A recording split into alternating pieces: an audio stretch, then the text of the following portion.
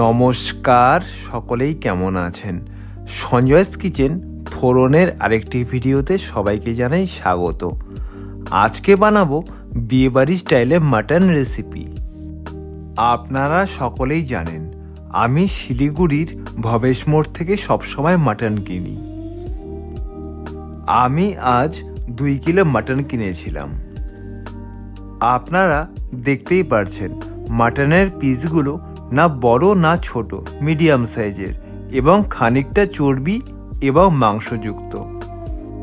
প্রথমে মাংসগুলো ভালো করে ধুয়ে নিলাম এবং একটি কড়াইয়ে খানিকটা তেল গরম করে তাতে গোটা জিরা, তেজপাতা এবং শুকনো লঙ্কা সম্বার দিয়ে দিলাম।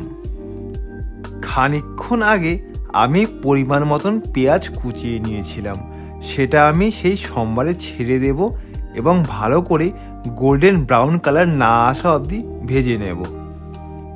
এরপর তাতে আমি দিয়ে দেব ধনিয়ার গুঁড়ো, এরপর জিরা, শুকনো লঙ্কা ও খানিকটা কাশ্মীরি লঙ্কার গুঁড়ো দিয়ে দেব এবং সঙ্গে কয়েকটা কাঁচা লঙ্কা পরিমাণ মতন ফেলে নিয়েছিলাম এবং সেটাও অ্যাড করে দেব।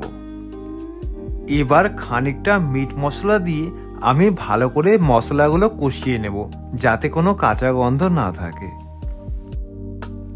আমি আগে থেকেই রসুন এবং আদা বেটে নিয়েছিলাম, আমি সেটাও অ্যাড করে দেব এবং ভালো করে ভেজে নেব যাতে কোনো কাঁচা গন্ধ না থাকে।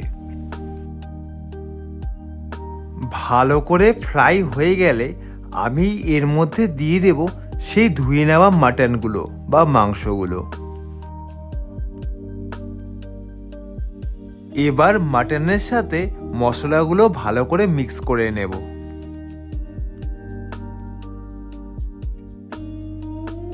সব কিছু ভালো করে মিক্স হয়ে গেলে সবার শেষে দেব পরিমাণ মতন হলুদ এবং পরিমাণ মতন লবণ।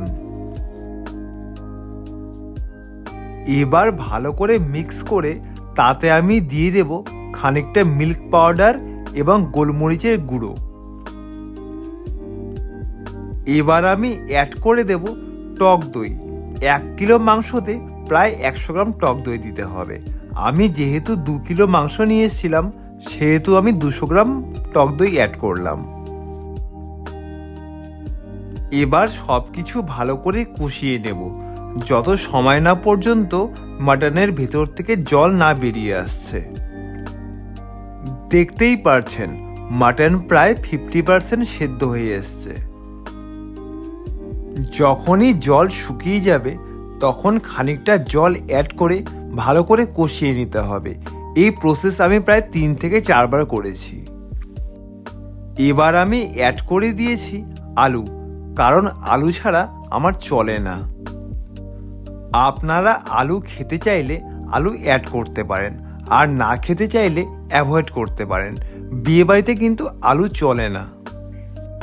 ভালো করে 3 থেকে 4 বার কষিয়ে নেবার পরে ঝোলের জন্য জল দিয়ে ভালো করে ফুটিয়ে নিন।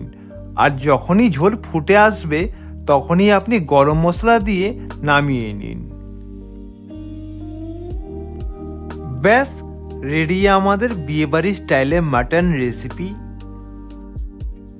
আমি এখানে খানিকটা ফ্রেশ ক্রিম অ্যাড করেছিলাম, আপনারা চাইলে অ্যাভয়েডও করতে পারেন।